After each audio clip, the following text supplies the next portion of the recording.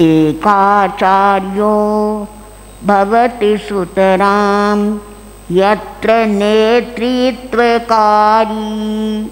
एको मार्गो विलसति तमां यत्र तत्त्वप्रसारी यत्राचारश्चरणकरणोप्येक एवाविकारी तेरा पंथो जगति जयता दर्हदाज्ञानुसारी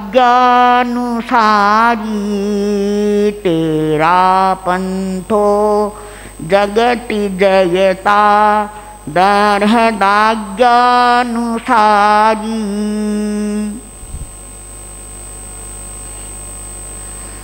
आषाढ़ी पूर्णिमा का यह दिन इतिहास का गौरवपूर्ण दिन है। वैसे भी गुरु पूर्णिमा का महत्व है। अनेक स्थानों पर अनेक लोग आज गुरु पूर्णिमा का उत्सव या महोत्सव मना रही हैं। और तेरा पंथ के लिए तो यह मूलभूत दिन है, आधारभूत दिन है। केलवा की वह अंधेरी ओरी जहाँ भावितात्मा अनगार आचार्य भिक्षु को आध्यात्मिक आलोक मिला, नया प्रकाश मिला। यह आषाढ़ी पूर्णिमा का दिन तेरा पंथ स्थापना का दिन। प्रश्न है, तेरा पंथ की स्थापना किसने की, कब हुई, क्यों हुई? इतिहास का अध्ययन करें तो पता चलता है कि तेरा पंथ की स्थापना किसी ने नहीं की। न कोई लक्ष्य था नए पंथ का प्रवर्तन हो, नए पंथ की स्थापना हो। पंथ चलानो लक्ष्य नहीं हो, चला चरण बस पंथ बन्यो। आचार्य भिक्षु के सामने ऐसा कोई लक्ष्य नहीं था वे एक पंथ से अलग होकर कोई दूसरा पंथ चलाएंगे, नया पंथ चलाएंगे। लेकिन वे चले, अकेले चले, उनके साथ लोग हुए, कारवां बनता गया और पंथ बन गया। पंथ बन गया तो फिर आचार्य भिक्षु ने सोचा कि पंथ बन ही गया है तो वह सर्वांग सुंदर होना चाहिए। उसकी सुंदरता के लिए जो कुछ किया जाना अपेक्षित है उसे करना चाहिए। तो सबसे पहली बात तो है कि पंथ का महत्व है। मार्गस्थो नाव सीदति, जो पंथ पर होता है, रास्ते पर होता है, सही रास्ते पर होता है, वह कभी अवसाद को प्राप्त नहीं होता। आचार्य भिक्षु को सही रास्ता मिला। वैसे उन्होंने 8 वर्ष, लगभग 8 वर्ष पहले ही दीक्षा स्वीकार कर ली थी। मुनि बन गए, शास्त्रों का अध्ययन किया, लेकिन सही पंथ नहीं मिला था। उन्होंने सोचा, घर छोड़ा, परिवार छोड़ा, सुख सुविधाएं छोड़ी, अगर रास्ता सही नहीं है तो मंजिल कैसे मिलेगी? रास्ता सही मिलना चाहिए। और उन्होंने देखा कि रास्ता तो है पर रास्ता प्रशस्त नहीं है, कंकरजिला है, कांटों से भरा है, छाया भी नहीं है, कैसे चला जाएगा? किसी क्षण ये विचार आया होगा, लेकिन उनका मनोबल, उनका श्रद्धा बल, उनका सिद्धांत बल इतना प्रबल था कि इन सब कांटों और कंकरों को बुहारने के लिए प्रतिबद्धता थी उनकी। और उन्होंने भाव दीक्षा स्वीकार की। आज के दिन सायंकाल लगभग 7:25 पर और उनकी भाव दीक्षा ही तेरा पंथ की स्थापना हो गई। और लंबे समय तक अपने संघ में कोई तेरापंथ स्थापना दिवस नहीं मनाया जाता था। वह तो 20 शताब्दी यानी तेरापंथ की स्थापना के या आचार्य भिक्षु की भाव दीक्षा के 200 वर्ष पूरे हुए। तेरापंथ 20 शताब्दी समारोह का आयोजन समायोजित हुआ। उसके बाद विधिवत तेरापंथ स्थापना दिवस मनाया जा रहा है। तो तेरापंथ बन गया।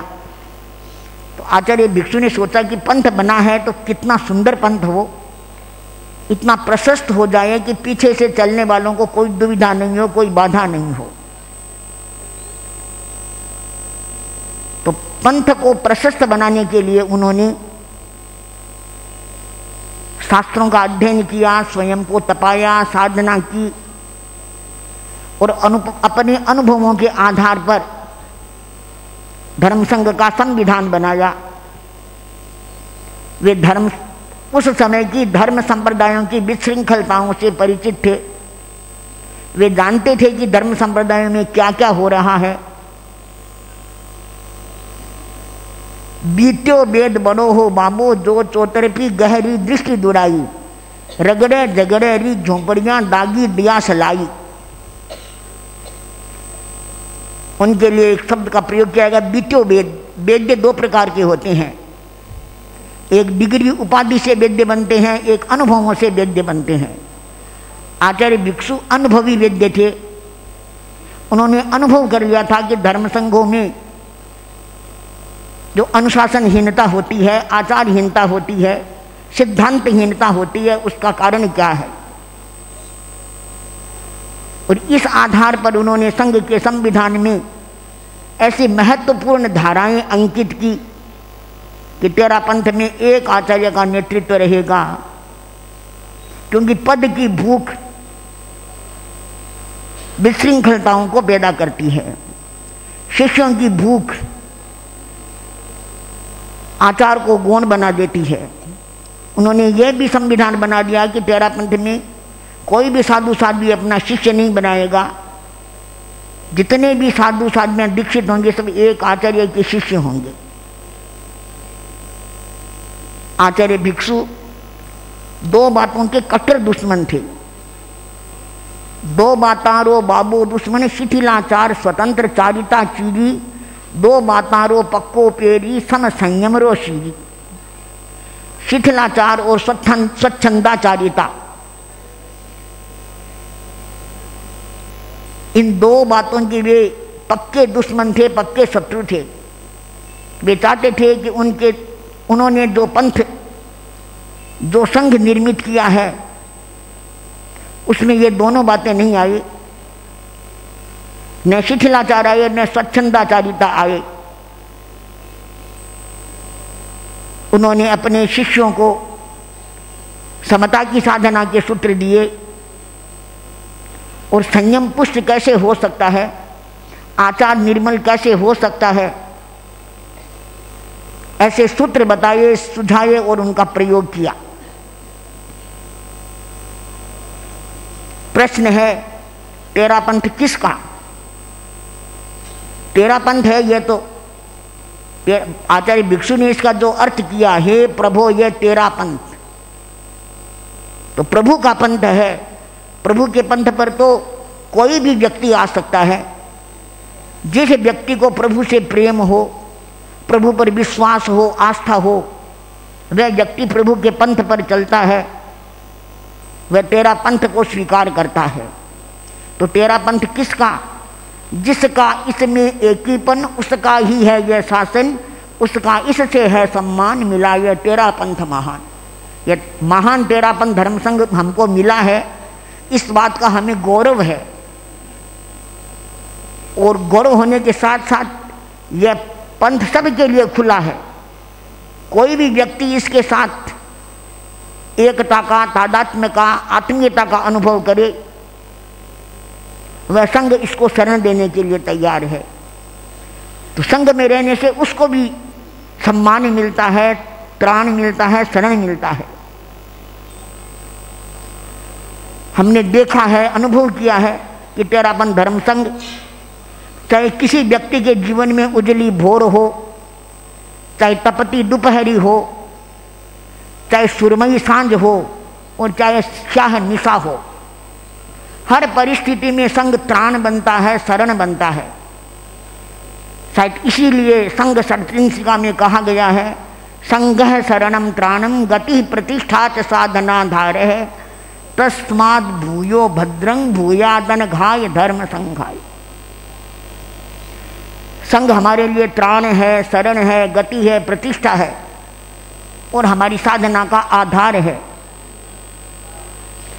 इसलिए हम चाहते हैं कि हमारा संग दीर्घजीवी बने, तेजस्वी बने, यशस्वी बने, वर्चस्वी बने। संघ की दीर्घजीविता हमारी दीर्घजीविता है, संघ की यशस्विता हमारी यशस्विता है। और संघ के नायक जो होते हैं, संघ उन पर आधारित है और वे संघ पर आधारित है। संघ नायक और संघ का इतना तादाद में होता है। इसी प्रकार संघ में साधना करने वाले और संघ का, दोनों का इतना गहरा संबंध होता है। तो ऐसा मानना चाहिए कि तेरा पंथ संघ किसी व्यक्ति का नहीं, किसी वर्ग का नहीं, यह सबके लिए खुला राजमार्ग है। एक प्रसंग मुझे याद आ रहा है, देश की राजधानी दिल्ली की बात है।